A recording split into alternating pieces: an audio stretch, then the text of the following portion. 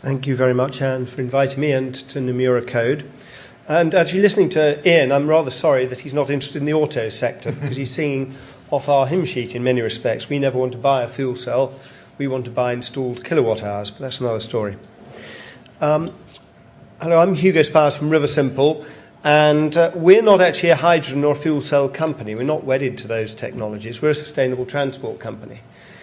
But nonetheless, we do think that in the transport sector at the moment, fuel cells are the really big opportunity, and particularly the opportunity that for us.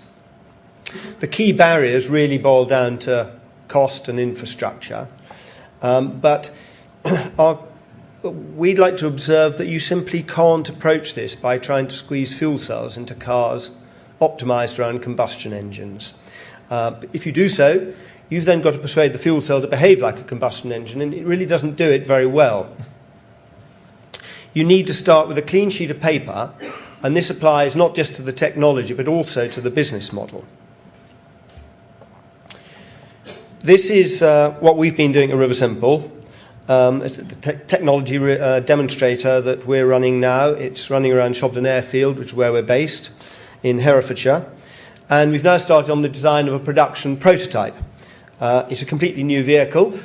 It's of the same format, and we've been joined by somebody called Chris Wrights, who is head of design at Alfa Romeo, designed the Fiat 500, and so we're confident it's going to look good, which is critical for penetrating the market. This is what the vehicle looks like under the skin, and in the rear there's a compressed hydrogen cylinder. It only stores 1 kilo of hydrogen, which can give us a range of 240 miles. It feeds the fuel cell stacks in the front of the car, and they provide electricity to the 4 motors, one in each wheel. Now, those 4 motors are also the brakes, and when you brake, they generate electricity, which is fed into the bank of ultracapacitors under the seats. Now, when you accelerate, 80% of the power for acceleration comes from those ultracapacitors, and only the remaining 20% has to come from the fuel cell.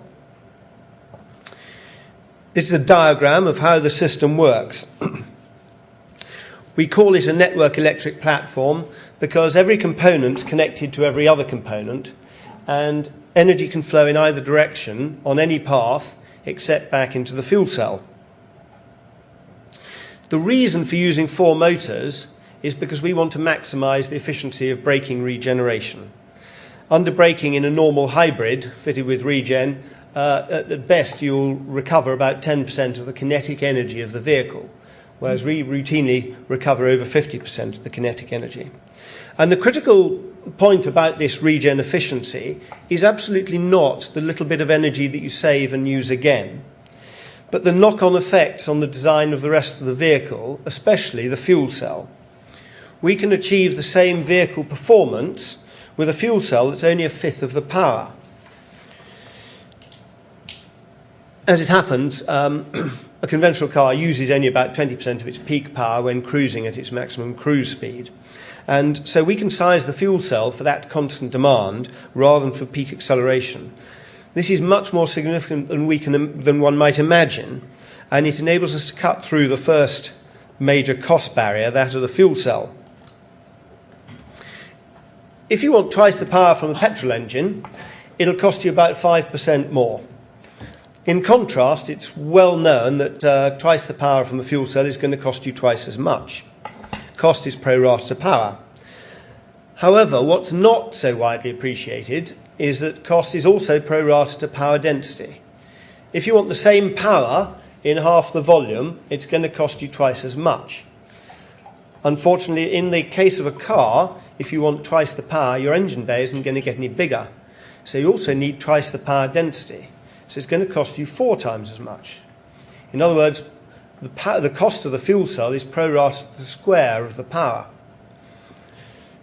The consequences of this are that if you only want 1/5 of the power, it's going to cost you 25 times less. And you can achieve that by decoupling the cruise and acceleration. And this really does move the goalpost. The second critical step to take in order to compete with combustion engine vehicles with an immature technology is really a business model innovation. As with most manufacturing industries, the auto sector is based on the sale of product. It's not possible to bring hydrogen powertrains to market until they can compete with achieve a comparable cost with combustion engine powertrains. And the modern motor car is really a brilliant bit of technology. I don't think there's another product on the planet that's remotely as good value for money. But to bring fuel cells to market, you have to compete with these supply chain costs, and they're now incredibly low. So this is the cost barrier under which the industry is trying to limbo dance. Riversimple, though, will never sell a car as a product. We will only sell a service, mobility as a service. This will be a fully bundled service, including all costs, particularly fuel. Customers will fill up with hydrogen using a smart card, but the bill comes to us. And this means that we capture 100% of the economic benefit of both efficiency of the car and the longevity of the car. Because we're spending money, we spend less money on fuel for the lifetime of the car, and we can also amortize the capital asset over many more years of customer spend. This effectively raises the bar, the cost at which new low-carbon vehicle technologies, such as fuel cells, become commercially attractive. So it means that Riversimple can bring fuel cell vehicles to market much sooner.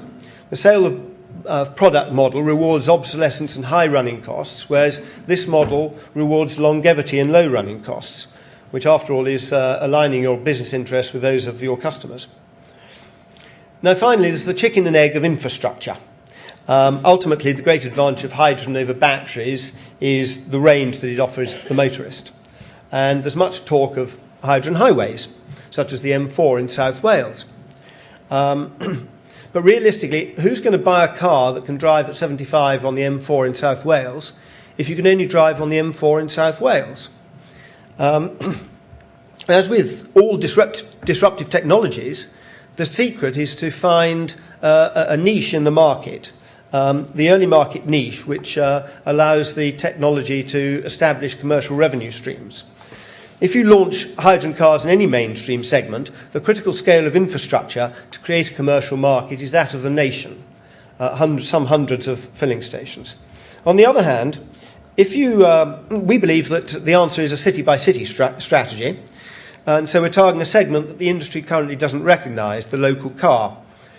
The key observation about this is that the critical scale of infrastructure required to create a commercial market and to generate commercially viable revenue streams comes down from hundreds to just one.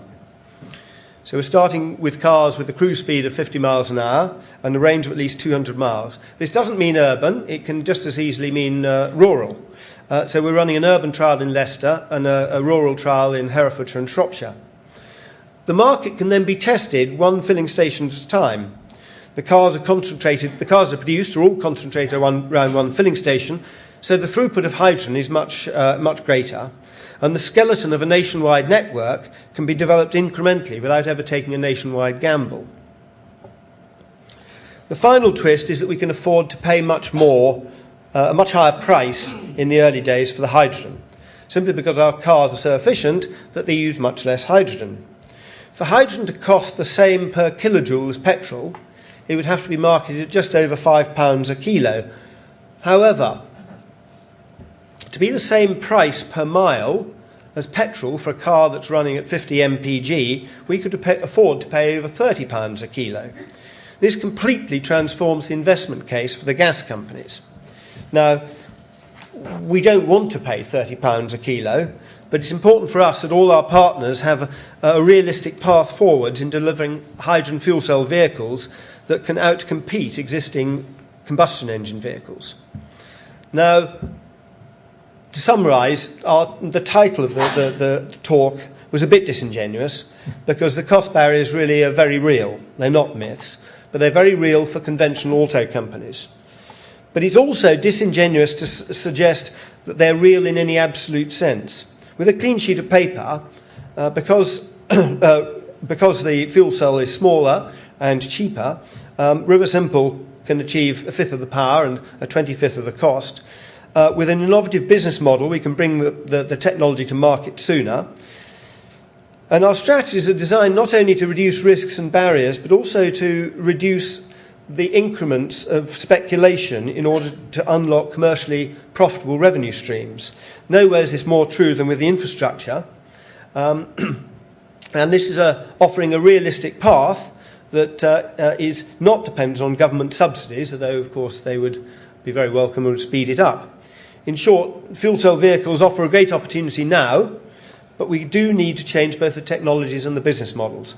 As Buckminster Fuller said, you never change things by fighting the existing reality. To change things, you build a better model that makes the existing model obsolete. Thank you.